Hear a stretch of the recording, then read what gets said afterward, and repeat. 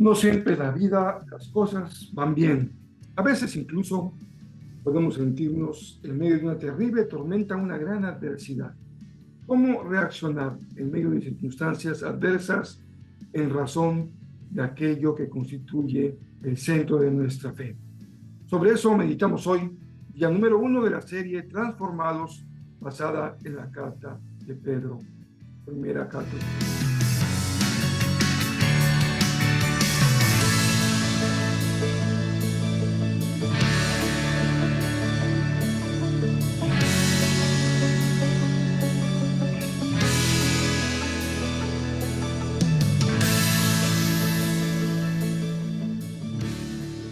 Estamos en el día 1 y hoy leeremos el capítulo 1, versos 1 y 2 de la Nueva Traducción Viviente. Yo, Pedro, apóstol de Jesucristo, escribo esta carta a los elegidos por Dios que viven como extranjeros en las provincias de Ponto, Galacia, Capadocia, Asia y Bitinia. Dios Padre los conocía y los eligió desde mucho tiempo, y su Espíritu los ha hecho santos. Como resultado, ustedes lo obedecieron y fueron limpiados por la sangre de Jesucristo. Que Dios les conceda cada vez más gracia y paz.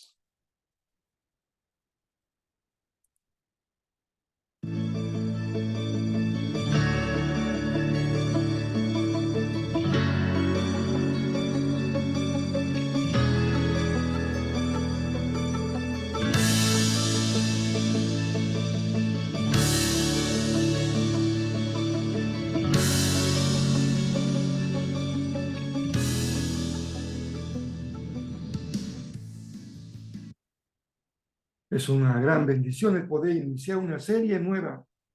Y qué mejor si lo hacemos estudiando una carta, tal vez no tan apreciada como otras, dado que generalmente en el Nuevo Testamento son preferibles para muchos las cartas de Pablo, especialmente Romanos, Efesios y Gálatas. Pero Pedro es una carta también extraordinaria.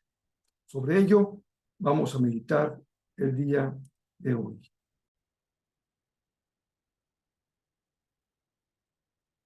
¿Qué hacer cuando las cosas no marchan bien? Lo primero que hemos de hacer es que nuestra condición no quede oculta bajo el manto de la vergüenza, el enojo o la frustración. Las más de las veces preferimos que nadie se entere de que las cosas no están marchando como quisiéramos. A veces por un sentimiento de vergüenza, a veces porque en realidad no nos calienta ni el sol, y otras veces porque nos sentimos tan desilusionados cuando recogemos mal, habiendo sembrado el bien. En realidad, a pocas personas les gusta que se sepa que no le están pasando del todo bien. Incluso podría parecer extraño que cuando a alguien lo saludamos, le preguntemos, ¿cómo te sientes? ¿Cómo estás? Nos contesta, la estoy pasando muy mal. Se requeriría un cierto nivel de confianza para tener la libertad de abrir nuestro corazón. Entonces, a pasarla mal, le agregamos el peso del secreto, de la soledad y del dolor. Esta primera carta de Pedro conduce en un terreno completamente diferente. No porque no haya en la carta circunstancias que podríamos llamar que las cosas van muy mal, sino porque Pedro nos coloca en el terreno de una gran bendición. Somos el pueblo de Dios y somos una familia espiritual.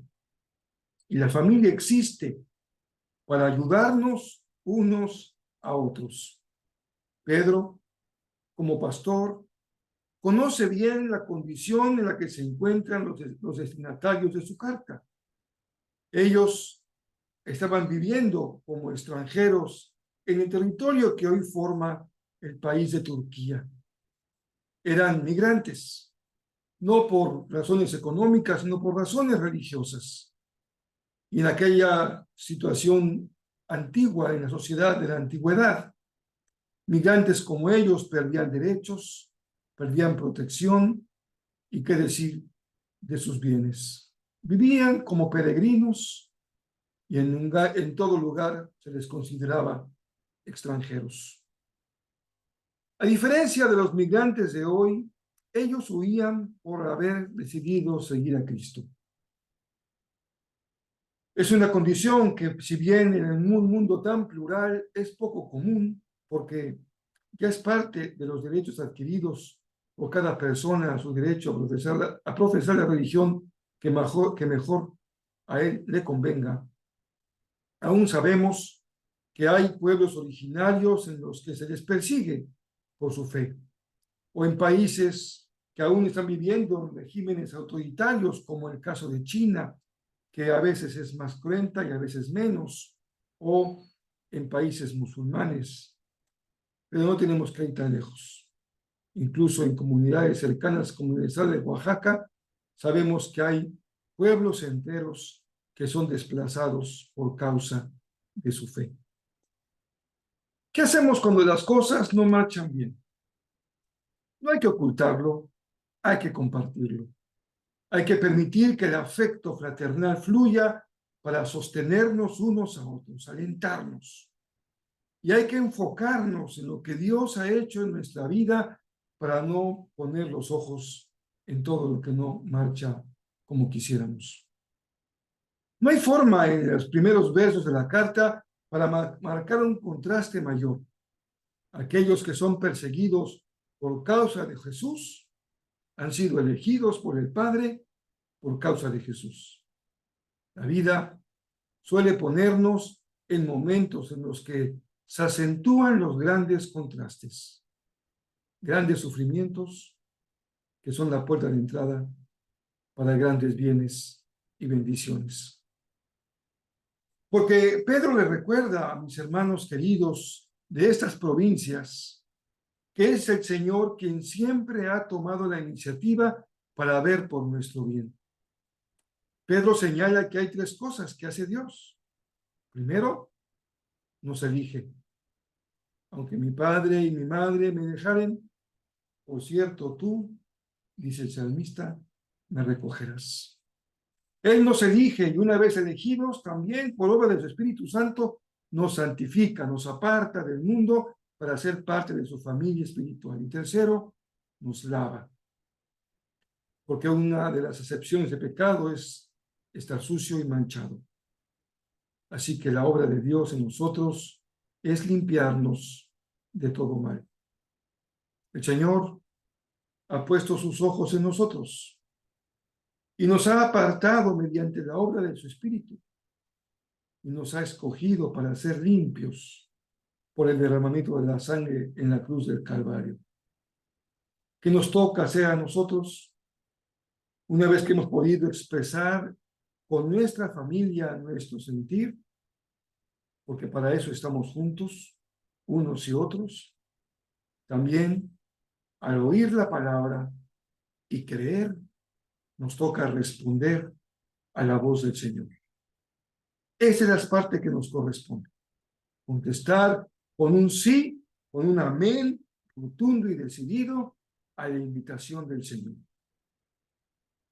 Si estás en medio del sufrimiento, recuerda quién eres. Y recuerda qué ha hecho el Señor en tu vida. Ten presente de qué manera tan extraordinaria te ha transformado para que seas y para que hagas una enorme diferencia, para que alumbre tu luz donde quiera que el Señor te coloque.